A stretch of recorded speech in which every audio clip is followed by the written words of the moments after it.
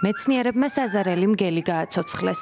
სახეობა, რომელიც 10,000 წელზე მეტია გადაშენებულია და რომელსაც საზოგადოება სამეფო კარის თამაშებიდან გელსაზარას სახელით იცნობს, ბიოტექნოლოგიური კომპანიის Colossal Biosciences მეცნიერებმა გენური ინჟინერიის გამოყენებით აღადგინეს.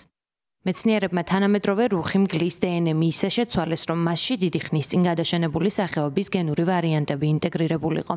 მიღებული გენეტიკური მასალა მათ გელსაზარას უახლოესი მონათესავე სახეობის რუხი მგლის კვერცხუჯრედებში გადაიტანეს, მოამწიფეს და მოგვიანებით ემბრიონების სუროგატი ძაღლების საშულოსნოში მოათავსეს. შედეგად 3 ეგრეთ წოდებული საზარელი მგელი დაიბადა: რომულუსი, რემუსი და კალისი. ეს პროცესი ფენოტიპის ხელახლა შექმნაა. რუხი მგელი საზარელი მგლის უახლოესი ცოცხალი ნათესავია. ისინი გენეტიკურად ერთმანეთს ძალიან გვანან. ეს 99.5%-იანი მსგავსებაა.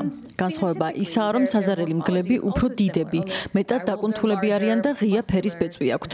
ეს მათ ნამარხებზე დაკვირვების შედეგად ვიცით. ამიტომ ჩვენ DNM-ის იმ მონაკვეთებზე ვკონცენტრირდით, რომლებიც ამ თავისებურებებზეა პასუხისმგებელი.